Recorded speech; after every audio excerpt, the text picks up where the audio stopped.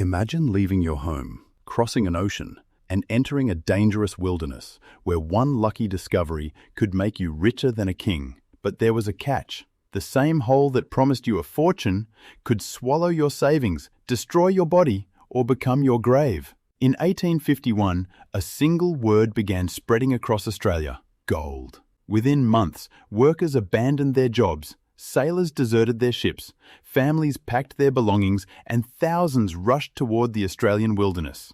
But what began as a hunt for treasure soon became a dangerous struggle over power, freedom, and survival. And the greatest treasure discovered during the Australian gold rush was not gold. Before the gold rush, the Australian colonies were not places where most people dreamed of building a new life.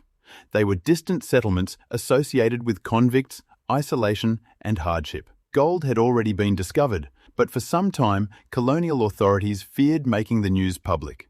They believed workers would abandon their jobs, communities would fall into disorder, and thousands of people would race uncontrollably into the bush. They were right. In 1851, discoveries near Bathurst were announced. Soon, rich deposits were uncovered in Victoria, at Ballarat, Bendigo, and Castlemaine. The news spread quickly. Farmers dropped their tools. Clerks walked away from their desks. Sailors disappeared from ships before they could leave the harbour.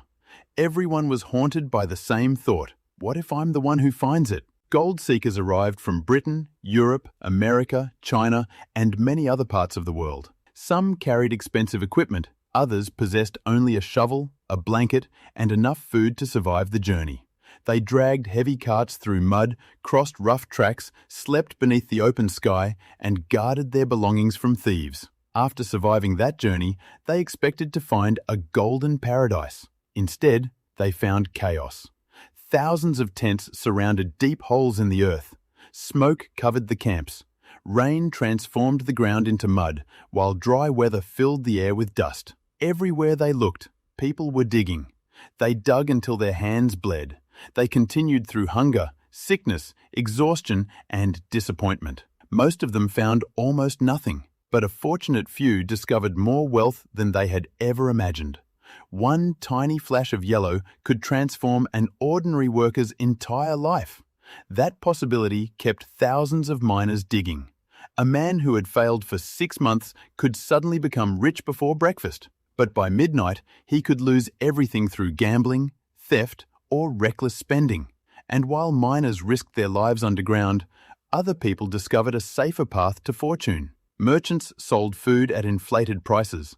Blacksmiths repaired equipment. Hotels, stores, theatres, and gambling tents appeared beside the diggings. In many cases, the people selling shovels earned more consistently than those using them. That was the first major twist of the Australian gold rush. Sometimes, the safest way to become rich was to never search for gold.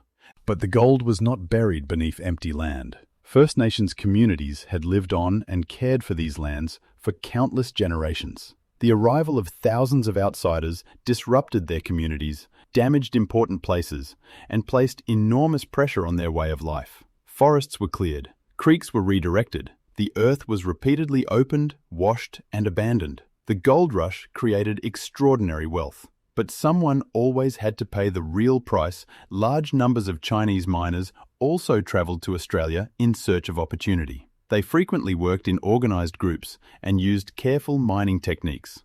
Their success made them targets. European miners accused them of taking gold and stealing opportunities, even when Chinese miners were simply reworking abandoned ground. Discriminatory taxes were introduced. Chinese miners faced harassment, robbery, and violence. At Lambing Flat, violent mobs attacked Chinese miners, destroyed their possessions, and forced them from the goldfields. Australia had invited the world to search for gold, but it did not treat everyone equally. Even miners who discovered nothing were forced to pay for permission to continue searching. Colonial officials conducted license hunts, demanding papers from miners and arresting those who could not produce them. To the miners, the system was deeply unfair. Why should a man who had discovered no gold pay the same fee as someone who had become rich? And why should miners pay taxes when they had almost no political representation? Day after day, the anger grew. Then, in 1854, Ballarat reached its breaking point. After miner James Scobie was killed, widespread dissatisfaction with the investigation intensified public anger. The conflict was no longer only about mining licenses. It was about whether ordinary people had the right to challenge authority. On November 29, 1854, miners gathered at Bakery Hill beneath a flag bearing the Southern Cross. They came from different countries, spoke different languages, and had different backgrounds. But in that moment, they stood together. They burned their mining licenses. They swore an oath beneath the Southern Cross. Then they constructed a wooden barricade known as the Eureka Stockade. But most of these men were not trained soldiers. They were miners holding improvised weapons behind a fragile wooden barrier, and the government forces were already coming. Before sunrise on December 3, 1854, soldiers and police quietly approached the stockade. Then the shooting began. Gunfire tore through the camp as miners fought with rifles, pistols, pikes, and anything they could hold. The confrontation was violent, and within approximately 20 minutes, it was over. Miners lay dead across the battlefield. Others were wounded or dragged away as prisoners. The Southern Cross flag was torn down. The rebellion had failed. The government controlled the battlefield, but winning the battlefield did not mean winning the story. The miners lost the battle, but their defeat made their message impossible to silence. When captured rebels were placed on trial for treason, public sympathy moved strongly in their favor. Jury after jury refused to convict them. The wooden stockade had been destroyed, but the ideas behind it had escaped. The expensive license system was eventually replaced with a more affordable miner's right. Political representation was expanded, and ordinary miners gained a stronger voice in decisions affecting their lives. The miners had entered the earth searching for personal fortune. Instead, they helped uncover a national conversation about taxation, representation, justice, and government accountability. That was the greatest treasure of the Australian gold rush.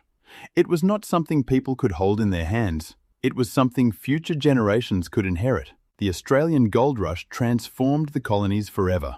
It attracted people from around the world, created enormous wealth, expanded cities, and helped reshape Australia's identity. But every glittering story creates a shadow. The gold rush produced opportunity, but also exploitation. It encouraged migration, but also exposed racism. It inspired political reform while damaging First Nations communities and the natural environment. Perhaps that is why this story still matters. Gold did not create human greed. It exposed it. Gold did not create courage. It demanded it. And gold did not automatically create a fair society. People had to fight for one. Thousands entered the Australian wilderness hoping to discover a fortune. Some emerged rich, most did not. But together, they uncovered a question more valuable than gold. How much should ordinary people be willing to risk for a voice in their own future?